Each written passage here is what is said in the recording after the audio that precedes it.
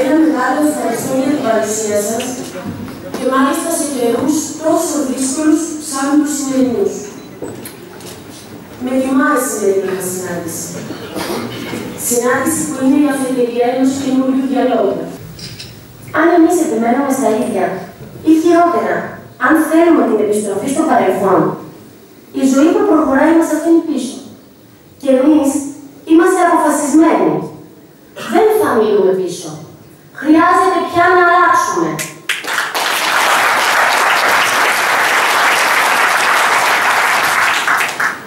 Χρειάζεται να δημιουργήσουμε μια ισχυρή, τοπική, αρκαδική οικονομία, ενταγμένη μέσα σε ένα περιφερειακό περιβάλλον.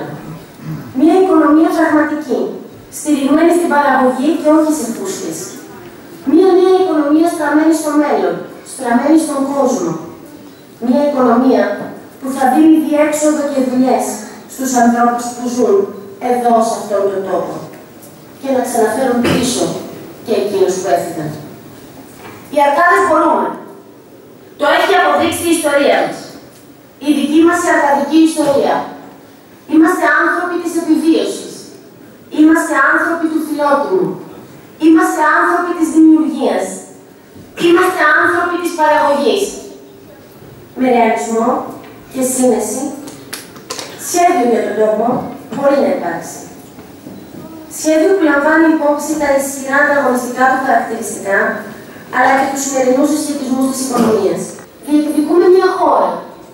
Μια χώρα κανονική.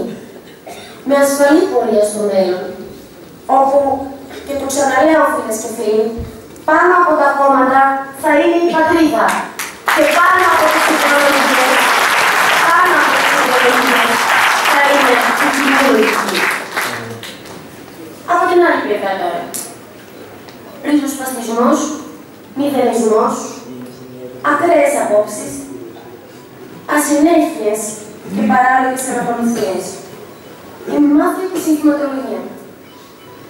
Σε λίγες ημέρες από σήμερα, οδηγούμαστε σε μια εκλογική αναμέτρηση που ξεκίνησε πριν από έναν χρόνο περίπου, όταν ο αρχηγός τότε της αξιωματικής αντιπολίτευσης από τη Διεθνή Έκθεση Θεσσαλονίκης παρουσίασε τον δικό του σχεδιασμό, βασισμένο σε παροχές και εξαγγελίες, αγνώντας ωστόσο καταφανώς την κατάσταση της χώρας, την οικονομική συγκυρία και το αρνητικό διεθνές περιβάλλον. Και σήμερα, αφού τα μνημόνια λοιπόν σχίστηκαν πολλές φορές μπροστά στις τηλεοπτικές κάμερες, έρχεται ο Γιάννης Δραγασάκης να μας πει ότι θα παραμείνουμε στο πρόγραμμα για 6 μήνες, μέχρι να δούμε τι θα κάνουμε. Και ένα άλλο στέλεχος, ο Νίκος Οξυδάκης, να παραδεχτεί ότι και ο ΣΥΡΙΖΑ θα υπογράψει ένα δικό του memorandum. Ελληνικά, ένα δικό του μνημόνιο. Τι θα περιέχει αυτό? Ουδής γνωρίζει. Και ουδής εξ αυτών προφανώς νιώθει και την ανάγκη να μας το ομολογήσει πριν τις εκλογές. Προφανώς μας το φιλούν για κάποια έκπληξη. Η Εκκλησία να χωριστεί από το κράτος. Η αστυνομία να γίνει πολιτοφυλακή. Αυτές είναι κάποιες από τις ριζοσπαστικές ιδέες του ΣΥΡΙΖΑ που έχει μέχρι τώρα προτείνει. Και αναρωτιέμαι, αυτά θέλουμε για το αύριο? Δεν θέλουμε αυτά για το αύριο. Είμαι εδώ για να σας πω, έχω επίγνωση της ευθύνης μου. Μπορείτε να με εμπιστευτείτε.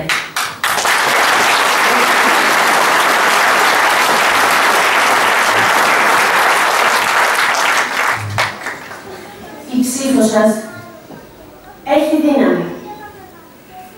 Είμαστε λίγοι. Όχι, είμαστε πολλοί. Μπορούμε μόνοι μας. Όχι, μπορούμε όλοι μαζί. Δεν έχουμε τη δύναμη να φέρουμε την αλλαγή. Όχι, μπορούμε να είμαστε εμείς, όλοι εμείς, η ίδια η δύναμη της αλλαγής.